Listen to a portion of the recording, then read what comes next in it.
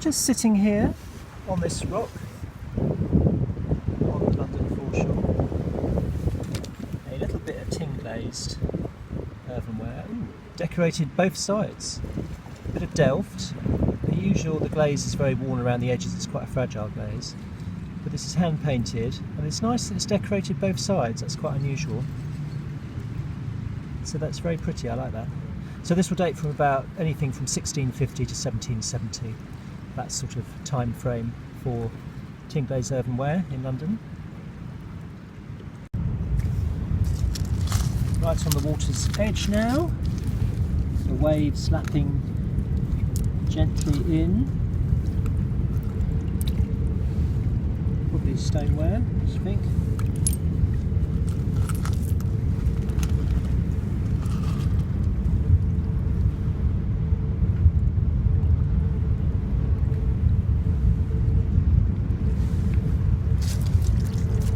You always wonder what is just beyond your reach out under the water. Oh, that's a shell. I thought it was a bit of pot. There we go. Looks a bit like pottery, but isn't. A curved profile, but you can just about see a pattern on it. This is actually asbestos from one of those shed roofs or prefab roofs with a sort of curved profile like that. So I will take that away to be disposed of safely because I don't want to leave that lying around. But Victorian ginger beer, you can see the profile as it comes up to the neck. Again, about 1880 to 1920. So it could be Edwardian, of course, or even King George V. Pipe stem and part of the bowl. Some have the maker's name in initials on the side there.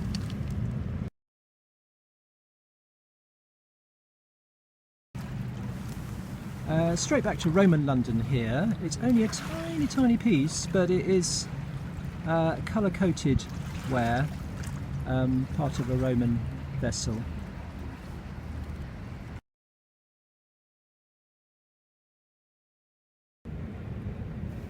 Very tiny piece of slipware there.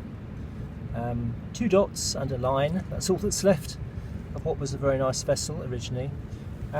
Probably metropolitan slipware, which was made in Harlow in Essex, from about 1640 to 1720, that sort of time frame, I would think. Have a look at this. It's a bit of concretion, but within it a whole lot of nails and pins. I don't know why this happens, but it does seem to happen around, maybe a lump of iron seems to attract different things, but they've got some brassy colour, and even though they might be 200, 300, even 400 years old, the conditions in the Thames keep the original colour, so it looks like gold. Obviously it's not, it's brass, sort of Thames gold you might say, but it's an interesting little piece.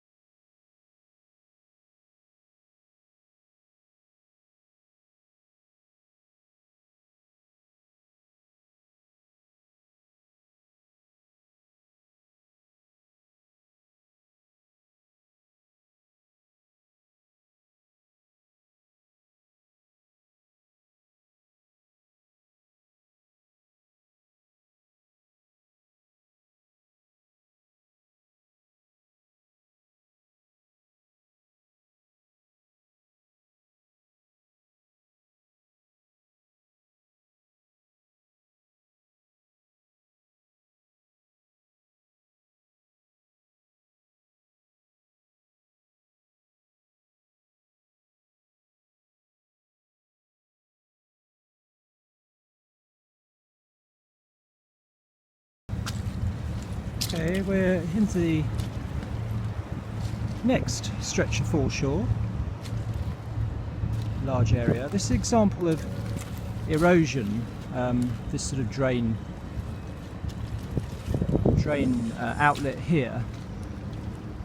This is now collapsed, as you can see, but a couple of years ago the tides was eroding underneath, and you could see underneath, like at the end bit there. And since the 1980s, several feet of the foreshore have been eroded away, and that's undermined this concrete slipway here, and it's collapsed. There's an area of small metal finds here, so there's lots of pins with hand wound heads, so pre-industrial, difficult to date of course. Many pins used in clothing in Tudor times, but could be later. And then this little twisty thing is also something you'd sew into your clothing. I think they come in pairs, and then you could connect your clothing with them. Similar things found on the Mary Rose, so they're obviously in use from the 16th century, but could be later, of course. Just a little simple copper alloy twist in wire there.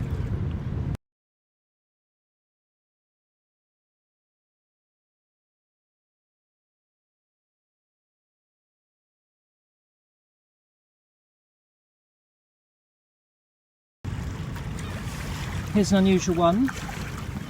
It's actually a ruler, and that's the brass hinge. There would have been another bit going off there, so a folding ruler. I guess it's wood with brass fitting, so maybe from Victorian workman had a bad day, dropped his ruler in the river, and here I have found it 150 years later. Nice find.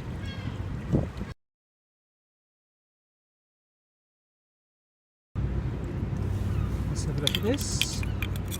Oh, that's really nice.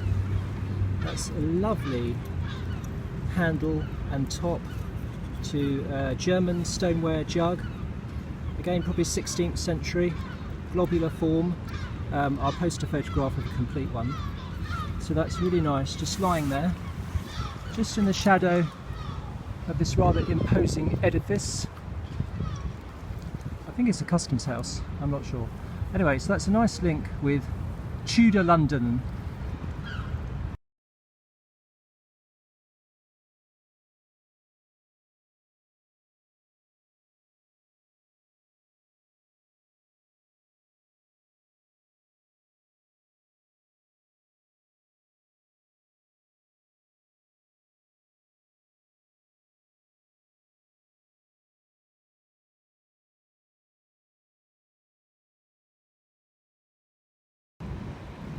Just here, I've actually found a buckle. A lovely little buckle, probably copper alloy, maybe a shoe buckle. That's nice. 17th, 18th century, probably 18th century I would guess. I'll have to have a bit of research. But nice for me, the pottery guy, to actually find some metal.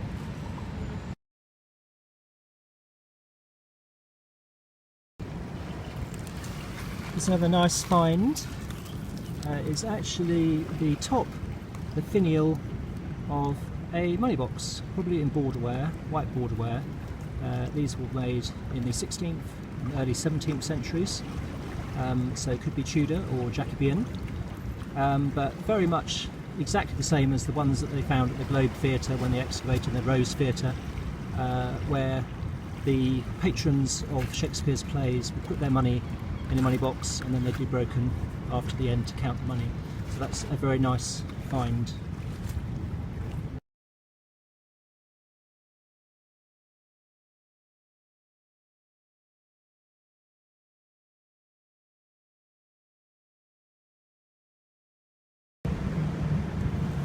Just spotted another bit of early medieval pottery. There's a very chocolatey colour, and you can see it's chock full of shell, which is another sign that it's an early piece of pottery. A rim of an early medieval, I suppose a cooking pot probably. It's sandy Shelly Ware, and this again is very early Norman, so sort of 1050 to 1250, I think. I'll have to check the exact dates. So it's a nice bit of very early medieval London I found there.